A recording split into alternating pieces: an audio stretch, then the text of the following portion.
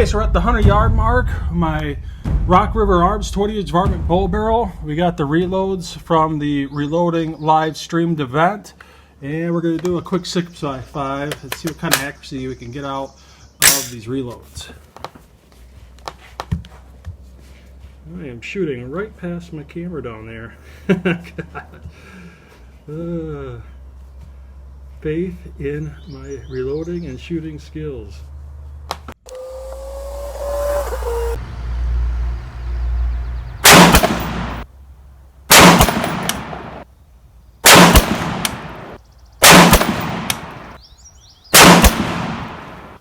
Okay, on to the second 5-shot group.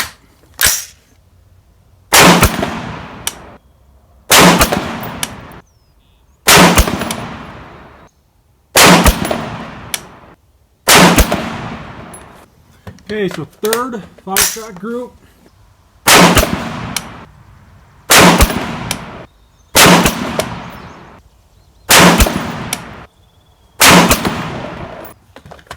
Okay, on to the fourth 5-shot group.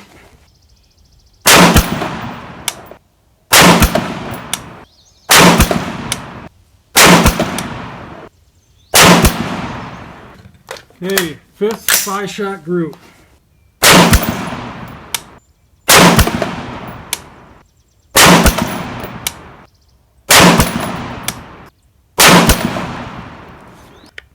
And our sixth and final 5-shot group.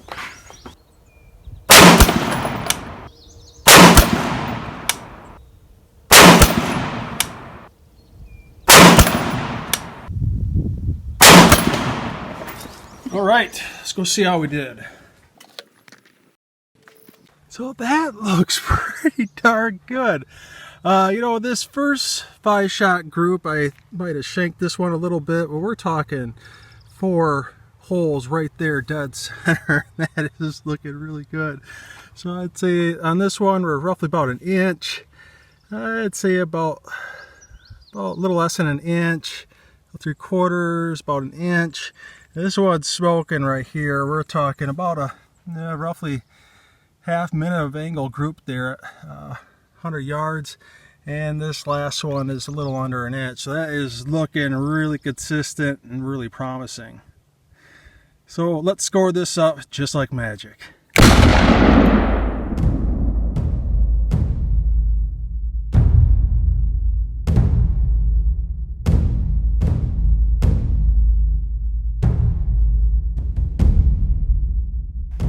And just to go and show that I did not cherry pick this, I shot 30 and I used an additional 5 to double check my 0 at 100 yards. So only 35 rounds shot.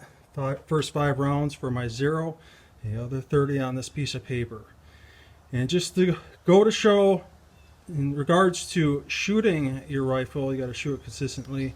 You got to make that consistent ammunition if you want to produce results just like this. Now to catch my brass, I actually use my range bag. It is a 2-method system. I use it for obviously carrying my gear, but I also use it for catching my brass. I don't have to hunt it down. It's not getting flung across the range here onto the cement, dinging the case mouth openings. It's all right here, ready to pull out and put back in my tray. Now, something to do is to double check for signs of overpressure. The first thing that really stands out if you have overpressure, over powdering those cases, is to look for cratered primers. And there is not a single crater on any of those primers. They look beautiful. You pull out a piece of brass here and you can see that there is no ejection swipes here. And the sides of the case body look really good. The case mouth opening is round as can be. So this brass looks perfect and is now fire formed for this chamber. And it's 10 times easier to reload on the second go around and for future reloads on this brass. And like I said before, usually for me personally, I usually get about 5, maybe 6 reloads out of Lake City brass. And so far, so good, my friends. Okay, so we're going to try another 6x5, another 30 rounds, and just to show you guys how consistent this ammunition is.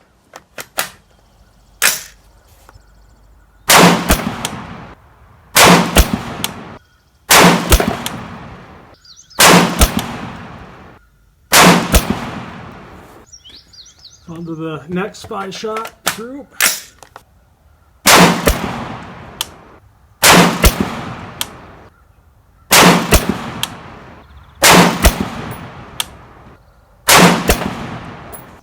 We're on to the third 5-shot group.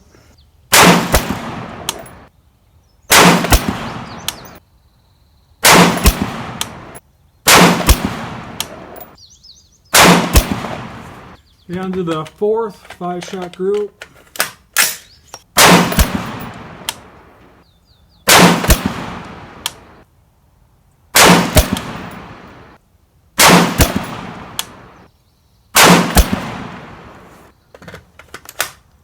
Okay, on to the fifth 5-shot group.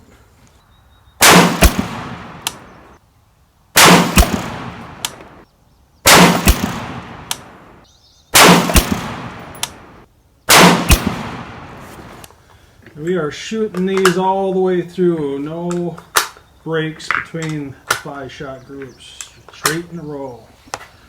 This barrel is red hot.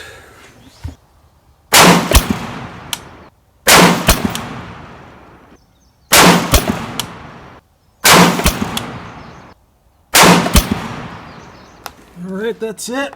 30 shots. Let's go down and see how we did. That's looking pretty good, you know, other than maybe this top middle group. This one's probably about 3/4 of an inch. You know, a little bit of fire on the bullseye there, but this is still about 3/4 of an inch. That is about 3/4, about 5/8, I'd say 3/4. And that's about 3/4 of an inch too, so that's pretty darn good. And this is 60 rounds shot in a row. No breaks between the groups, you know, that 1-inch varmint bull barrel all the way through. From the chamber to the muzzle definitely helps out in situations like this, so these groups don't open up or start to walk. So anyway, let's score this up just like magic.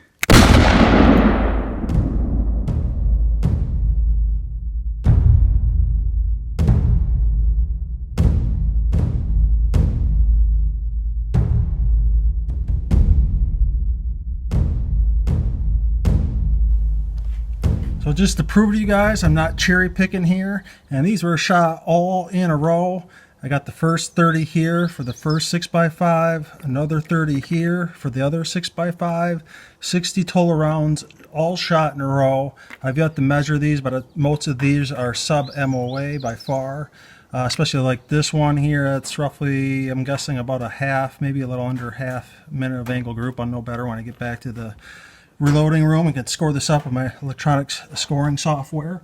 And then my first 5 here to double check my 0 at 100 yards. So I did not cherry pick anything. Well, it looks like I beat the weather just in the nick of time. It's starting to sprinkle. Well, I hope you guys really learned something in this 7-part reloading live stream event.